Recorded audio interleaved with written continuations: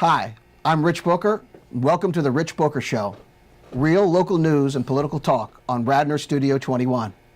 Again, I'd like to start with my new segment I call Political Perspective. During my last show, I discussed the voting patterns we saw locally. In Radnor, we saw voter turnout unlike any other midterm in recent memory, especially for the Democrat side of the equation. For example, we had a 38%, 3,600 voters total increase when comparing the 2018 midterm to the 2014 midterm. We had a 50% increase in the heavily Democratic 5th Ward of Radnor, where turnout was 75% of the registered voters. I note that state rep candidate Alex Charlton received the same number of Radnor votes as did Bill Adolph in 2014. However, he received nearly 1,000 less than he did in 2016 during the presidential year, while his opponent received 86% more votes than did the Democrat in 2014, an amount equal to the votes cast in the 2016 presidential election. Moreover, state rep candidate Baltazar Rubio received about the same number of Radnor votes as did Sarah Armstrong in 2014. However, he too received nearly 1,000 less votes than the candidate received in the same race during the 2016 presidential year, while his opponent received 100% more votes than she did in 2014. Again, an amount equal to the total votes cast in the 2016 presidential election. The Republicans brought out their typical midterm election voter base, but it was far short of the amount brought out during the 2016 presidential election, and that's typical. It's clear that the Democrats came out in the same numbers as the 2016 presidential election and voted for local candidates based on national issues. Let me say that again. The Radnor Democrats brought out their national election base and used it to elect local Democrat candidates, just as they did during the primaries, where we saw 2 new Democrat interim commissioners elected. Now we see what happens when we get local candidates elected on pure emotion and national issues. As was once said by a pastor at a former president's church, the chickens have come home to roost. Last Monday evening, at the Board of Commissioners meeting, the Democrat majority of the board approved a 6% millage increase in your property taxes in Radnor, in addition to a 10% increase in the sanitary sewer rents. That's on top of a 10% increase last year. This is robbing our taxpayers of their hard-earned money and deterring new businesses in Wayne. Moreover, this is really just a stopgap tax increase, and we'll see more debt piled up on Radnor taxpayers in 2019 from a glut of previously approved capital projects that simply were not funded. In essence, the Democrat majority on the BOC has already approved a 6% tax increase, and it will then have to approve another estimated increase of an additional 6% or more for new debt in 2019. So we really will have a 12% or more increase in 2019, in addition to the 2-year consecutive 10% increases in the sewer rent fee. Congratulations to the Democrats on bringing out so many Radnor voters on purely emotional national issues. What they have immediately done as a result is to rob our businesses and our residents of ever more of their hard-earned money, while ensuring the incurrence of more debt, new spending, and expansion of local government in the future. As a result of the tax and spend liberal policies of the National Democrat Party, we have an even more firmly entrenched Democrat Party in Radnor, robbing us of our money and our liberty. The chickens have truly come home to roost. And that's Political Perspective. Today, Mr. Chip Layfield again joins me. We'll be reviewing how well we did on predicting our results from the 2018 election just a few weeks ago, and evaluating how well we did on our October 24th show. For those of you who don't know, Chip is a local political strategist and also a businessman in the area. Chip follows closely the local political issues and has been predicting outcomes for many years. So let's see how we did. Chip, good to see you. Hey Rich, glad to be back on your show again, back in the hot seat. Please start by giving us your takeaways based on the results of the elections. What are your takeaways from the election on November 6th? The blue wave came, as predicted. It did come. It came locally. It was pretty absolute. Looking at the Delco Times after the election was, I would imagine, pretty humbling for a Republican. I mean, I looked, it was loss. I think it was on the third page I found one person's name and said, yeah, I won. It was bad for Republicans. It was a big Democratic victory. There's nothing like a good winner, is it? You know, that's always nice. There's a lot of humility there. And then what I would say is there were a lot of outcomes that were positive. There was not nearly the same kind of beating that the Obama administration took in 2010, his first midterm. But I think locally we did see something of a blue tide. Blue tide, maybe more, not so much a blue wave crashing down, but certainly the tide came in and everybody's feet got wet. And we did have some very surprising losses by some Republicans, some Republican incumbents. But as you know, the incumbencies, it always makes it more difficult to run. And no, this was being especially incumbent makes it easier to run. Well, you have a record. It's harder to run. It makes it harder to run in a lot of respects because you have a record. You can be attacked, and the person that you're running against can promise the world, right, and really has no accountability at that point. So when you have a tough race like we had this and a tough electorate, and as I pointed out, we had so many Democrat voters that came out. Right. We had the Democrats that came out in the same numbers that they did for the 2016 presidential election. And that's what the difference was. We got our same base out, but the Democrats brought the midterm, they brought the general election electorate during a midterm race. Usually the Republicans would dominate this whole cycle, and that just didn't happen. I would say the number of people that voted for the candidates would probably be pretty comparable, tight election. But you had a sizable number of people that really didn't care who the candidates are. No. They wanted to vote against Republicans. They wanted to send Trump a message. They didn't know who was who. They weren't going to bother. They walked in. You could see them while I was at the poll. You just pulled the big lever and go. And that can be that can in some ways be just as bad as being the winner can be as bad as being the loser on that, because you end up with candidates a lot of times that really aren't qualified, really aren't ready to serve, and there's kind of a friction that takes place based on the assumptions of this cadre of voters that only voted Democrat. They're not voting for Alex or Kim or... They're just voting for just a generic Democrat. Yeah. And that was my point that I made earlier today, which is when you have people that are voting for local candidates on national issues, a lot of times it's really going to hurt the local people the most. Yeah, I agree with you. And the thing is, it's very hard to defend against that wave. When that wave comes, it's hard to you have to distinguish yourself from. I mean, I was able to do it, but it is difficult. You were able to do it, and Jake Abel was locally able to do it. I don't feel that your local party is giving you two enough credit for what you did, but no, it was pretty substantial.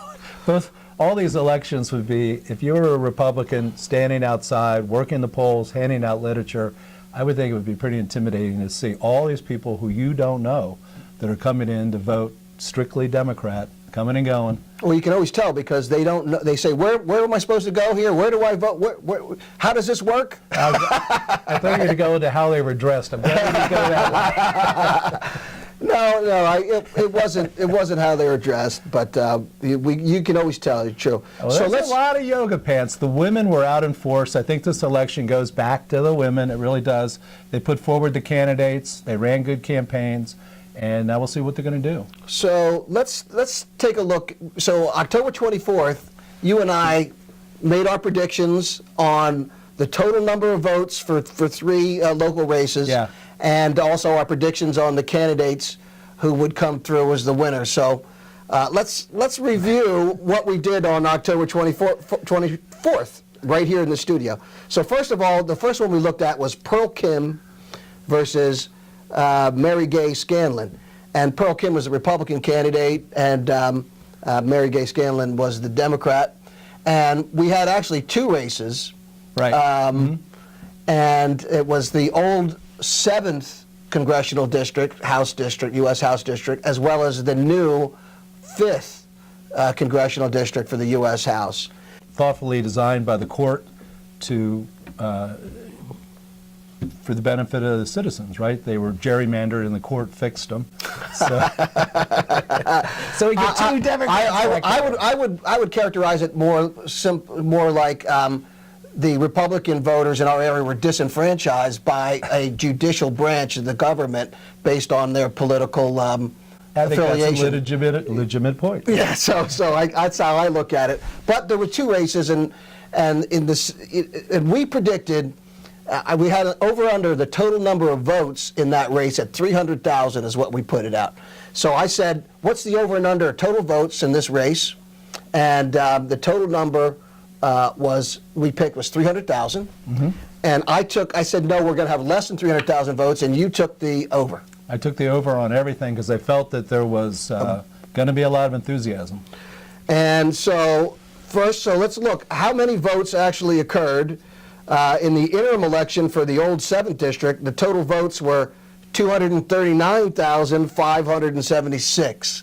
So the under went. So I was correct on the under on that. And then for the new 5th district, it was even smaller because I guess it's a smaller district. I don't know, but maybe I should have researched a little bit more. But there was only 174,000 votes in the new congressional 5th district.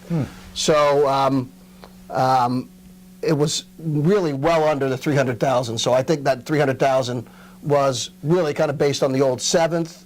And so that's probably the closer one to look at. So 239,000. Rich was right on the under. Chip was wrong on the over. So 1-0. We both predicted that Mary Gay Scanlon would come through on that in that election, which she won both of those elections handily with 67% of the vote, I think. In my own defense, I did get the Democrats right. They did. I can't help the Republicans if they want to stay home. What can I do? So, when you look at the old 7th district. Oh, so actually, I had it backwards. My mistake. The old 7th district, we had only 174,000. Okay. In the new 5th district, we had 239,576.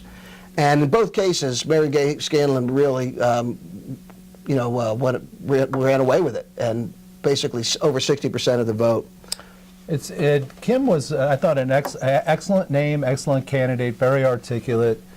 She has real, bona fides as bipartisan, being appointed by the AG. So, she in a normal year, I think, could have very well been the absolute perfect candidate for this kind of purple zone out, which was at one time a purple zone out here in the suburbs. She would have been a good candidate, I think. But it was at one time a solid red zone. It was for the suburbs, and my only criticism of Pearl Kim, not any of her qualifications or history or campaign, other than she did not do enough to ingratiate herself with the base of the Republican Party. She ran the simultaneous asks. She wanted to not owe anything to the Republican base, to the conservative right, and she wanted to, at the same time, get the Democrats to vote for her. And what happened is she really ended up getting neither. And that's the way I look at it. She was really so indistinguishable on her positions from Mary Gay Scanlon that I think it hurt her. I think that was the plan, though, and I don't think it was just for her. I think nationally the Republicans wanted to run closer to the Democrats and not allow them to develop a lot of distinctive differences, distinctions. Well, as you've pointed out many times, you need to differentiate yourself. You need to have a different brand. And you could be right that was the strategy, but it didn't work in that race. So let's look at the second race that we made our prognostications on, and that was the Balthazar Rubio versus the Greg Vitale race. And you know Greg a little bit, right? I know Greg well, yeah. I did campaign material with him and signs and literature and palm cards and talked to him. And he's been in 25 years? Many years. What is the number? Yeah, Something probably, like that. Probably. He 25 hasn't really had a serious contender for like a decade, probably. So for this race, we picked a total votes over-under number of 20,000 is the number we use. So 20,000 votes. I took the under, and you took the over. You As predicted usual. there would be more than 20,000 votes in this Vitale versus Rubio race, and this is Pennsylvania's 166th district. And the total votes came out at, did you see this number? Yeah, I did see it, but I don't recall it. 25,856. So the over was correct. That's right. So that actually supports your thesis. More than 20,000, and it really wasn't even close. Well, my general thought at that time, not specific to Greg, but just general enthusiasm. You may recall that we'd come off the Kavanaugh, and I don't think a lot of Democrats could understand it. I certainly can't. Somehow that Kavanaugh debate really energized elements of the Republican Party. A lot of women, too, out in the suburbs out here, really felt that he got a raw deal. To a Democrat, I can't see it. It's incomprehensible to me. The guys, you know, kind of like the way they portrayed him is what I see him as. But maybe he'll rise to the occasion. I doubt it, but maybe he will. But He will rise to the occasion. But I thought that the Republicans. You have something against Yaleys. I thought something about the. I thought the Republicans were really enthusiastic, so that's why I was so up with the enthusiasm. I knew the Democrats were, but I thought the Republicans were really going to come out and pound it. And I think nationally we did see some of that, but in Radnor we really didn't. But in any event, on the first for the first predictions, I had the over and I had the correct candidate with Scanlon. You had the under. I'm sorry, I had the under and the correct candidate. You had the over and the correct candidate. So I'm up 2-1 on the first one. This one right here, you were correct. So it's 2-2 on our scorekeeping. And in my case, I predicted the upset win for Baltazar Rubio, and that was wrong.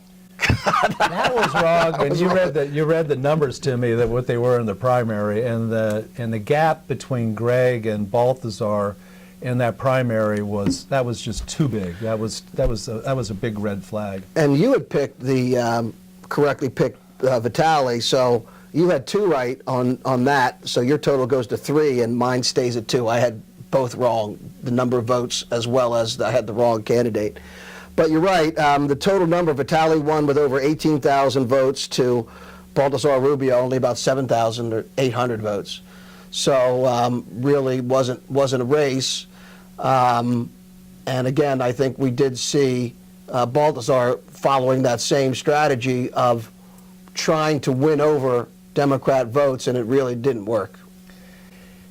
It's hard. It's a hard thing to do. It's a really hard thing to try to craft a message that you can start with in early spring and run all through the summer into the fall.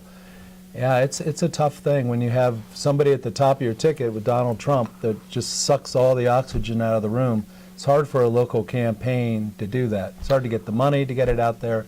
It's hard to make a decision because there's so much happening around you. Well, what we talk about so many times is that the local candidates are really individuals, and really you need to vote on the individual people. Absolutely. And that's really what makes a difference for the local candidates, whether what your positions are nationally. Yeah. You really should focus on the local people and who you like, because it really makes a difference. And that's why you, I think, got reelected, and why Jake Abel got elected. I think the voters took a little bit of time and looked at you. At least 3 of them decided that you were the right guy. Well, it would be 6, I think, right? But one more. I would say that because of some nefarious activity, collusion on the that cost me 100 or 200 votes. But whatever. You had the most negative campaign thrown at you in Radnor history, without a doubt. So let's look at the third race that we predicted back in October, and this was a really surprise. This was a shocker, I think. And that was the incumbent candidate for the 165th State House District. Alex Charlton was against a woman, Jennifer O'Mara, the challenger. And this was a race that we really thought that Charlton, as the incumbent, would win this race. Yeah, he did everything right. I mean, I think he spent his term, actually reaching out, doing the right thing for constituents. I never heard anything negative about him at all, really. It seemed like he was always really going out there, kind of against his party in a lot of places, too.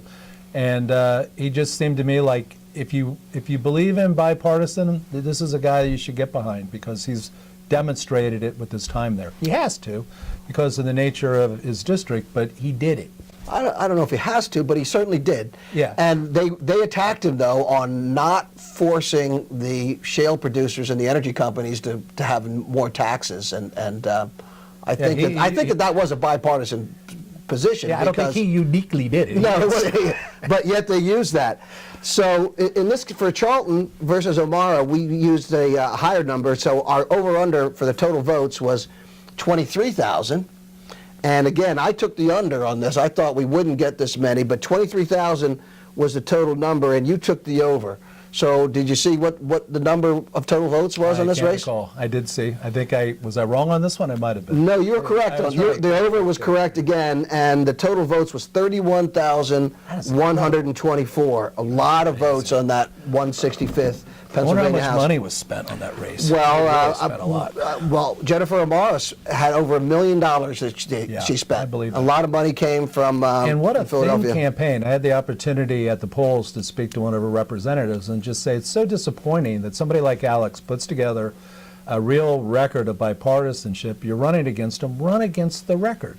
Instead, we'd get ads of like a little house made out of money saying, "Does Alex think we're made of money?" That's the entire ad. It's a good strategy because you just want to get out of the way of the blue wave. You don't want to say anything that'll be controversial or problematic. So it's a good strategy. It's a disappointing strategy as a citizen and as a voter that Jennifer really hasn't said what she's going to do or how she's going to do it. So, she won, and it's part of that blue wave problem for Democrats that what you have may not be what you want. So going to locally, if we look at Radnor, we elected a bunch of Democrats to the Board of Commissioners in a blue wave recently, and those Democrats aren't governing as progressives like they are down in Lower Merion. You have down there they're banning plastic bags and straws and doing other progressive things. These Democrats are elected as progressives, but they don't govern as progressives. Well, I think they are governing as progressives with this tax and spend, expansion of government, and a lot of different ways.